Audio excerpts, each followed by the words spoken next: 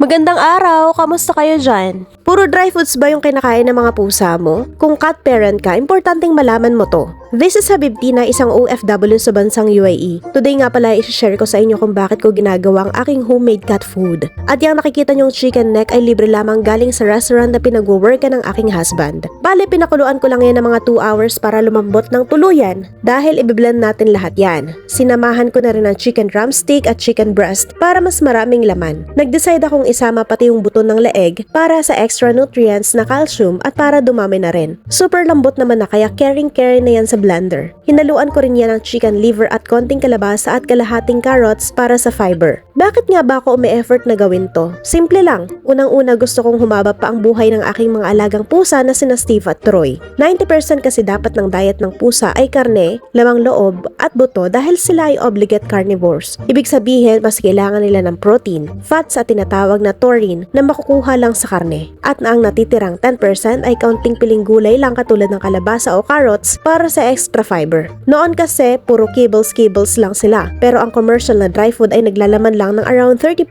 to 60% ng karne. And the rest ay carbs na tulad ng corn, wheat, or rice, which is hindi maganda kung aasa lang sila dito dahil hindi kayang i-process ng katawan nila ang plants at carbs. Kaya mas healthy kung ako mismo ang gagawa ng pagkain nila. Heist! Ito na. Pangalawa, tipid din kasi kung homemade. Noon kasi malaki-laki rin yung nagagastos namin sa wet food nila dahil mas mahal ito kumpara sa dry food. Kulang kasi yung isang serving sa kanila at since dalawa nga sila, obligado kaming bumili ng doble. Pangatlo, mas ganado silang kumain kapag homemade ang pagkain dahil sobrang flavorful nito at iniinit ko pa bago ko iserve. Mas gusto kasi ng pusa ang medyo mainit-init pang pagkain dahil sa kanilang instinct na parang bagong huli o fresh at mas maaromang pagkain. Blindan ko na nga pala yung pang 3 days na consumption at yung iba ay nilagay ko na sa freezer. Ito nga pala ang sekreto para mas maaroma ang homemade wet food. Lagyan mo ng treats bago i-blend. Make sure na maging paste ito at walang matitirang matitigas na buto dahil delikado itong maka-irritate sa lalamunan at tiyan nila. Ilagay mo lang to sa malinis na lalagyan at labelan mo ng cat food